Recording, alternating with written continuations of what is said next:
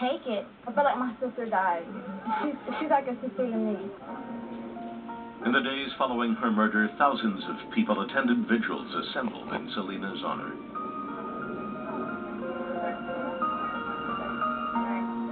The motel room where she was shot and her home were quickly transformed into shrines.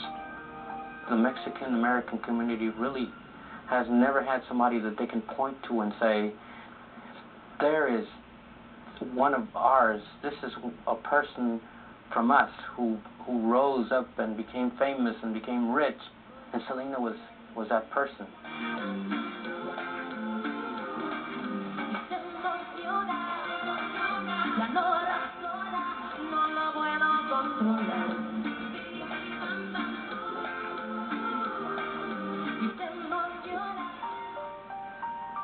On Sunday, April 2nd, 2 days after the murder, Selena's casket was put on display at Corpus Christi's Convention Center. More than 50,000 people filed past the casket. She was buried the next day.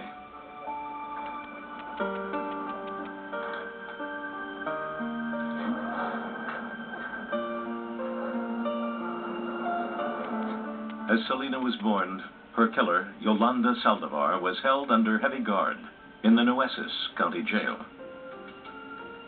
Death threats poured into the jail, and there was a rumor that the Mexican mafia had put a bounty on her head. As prosecutors began building a murder case against Saldivar, they determined that some of the same qualities that made Selena a star had also put her at risk. She trusted everybody and anybody. I don't think she ever met anybody that she didn't trust immediately and like immediately.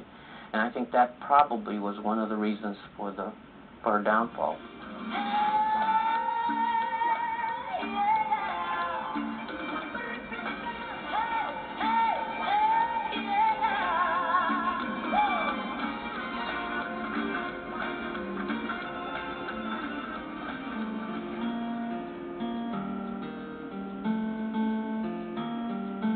Selena Quintanilla was born in 1971 in a small town near Houston called Lake Jackson. Her father was a clerk at the local Dow chemical plant. Selena was the youngest of 3 children. Every day after work, her father would play the guitar. He discovered Selena's talent one day when the 6-year-old started to sing along. She had a sense of timing, you know, with the rhythm of the music. She was on pitch, and she sounded great for a 6-and-a-half-year-old girl. Abraham Quintanilla nurtured his daughter's talent and eventually created a band with Selena as the lead singer, her brother, known as A.B., on bass, and her sister Suzette on drums.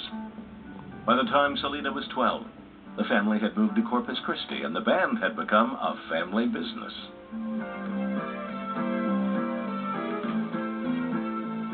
Selena's father decided that they should play Música Tejana, a lively fusion of Mexican, polka, and country music.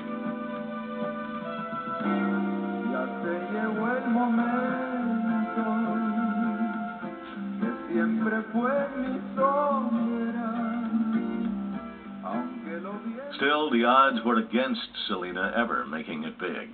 I don't know about any other culture, but in the Latino culture, there's a lot of male chauvinism.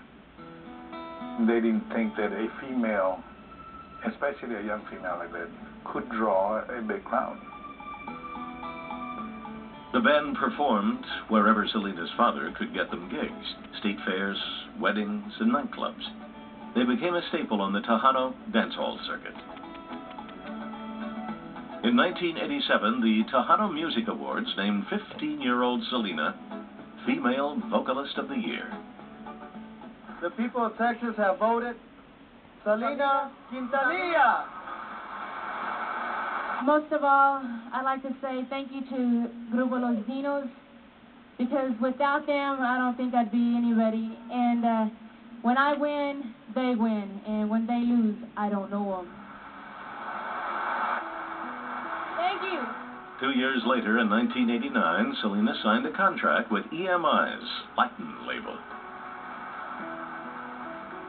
Her popularity began to grow beyond the narrow confines of the Tejano market into Mexico, Latin America, and among Latinos throughout the U.S.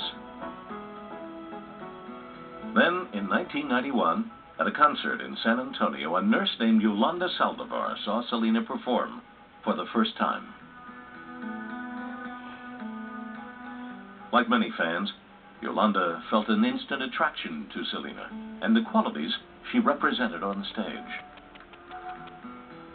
She was very sexy when she performed on the stage, and yet wholesome at the same time. There were many images that were thrown out there, and whether you were a 16-year-old boy in the crowd or an 8-year-old girl or a couple in their 40s, there was something that you could really embrace with the band. Saldivar began calling Selena's father, requesting permission to start a fan club. You know, he was really persistent. I thought it was a good idea. Even though I didn't know this person, she sounded sincere. So I gave her my blessings. I said, okay. Yolanda began setting up the club, and soon found it easy to identify with the singer even more. After all, Selena was a fellow Mexican-American from a close-knit family. Now, I'm a firm believer that Hispanic families are real tight. They seem to stick together, believe in real family unity. And you can see by our family, we work together really well. Even though Yolanda did not have regular contact with Selena, she was thrilled by the excitement of working for a star. Her whole life was transformed when that happened. She became somebody else. She became somebody. Yolanda would eventually quit her nursing job to work for Selena full-time. The next few years were a heady period in Selena's career. Her 1994 album Amor Prohibido reached #1 on the Billboard Latin chart. That same year, her album Selena Live won a Grammy Award for Best Mexican-American Album. It's great. It's an honor, totally. I was just happy to be nominated and just to be around all the stars. I was there with my camera trying to take pictures. Despite her success, Selena impressed fans with her easygoing style. She was seen as a singer of the people. Thank you very much. Thank you. Well, when I'm not performing or I don't have to do special TV things, I like to be like this, just like anybody else. This is more for show. She was just a good human being. And people understand that instinctively. And I think they saw that in Selena. As the singer matured, she began to assert her independence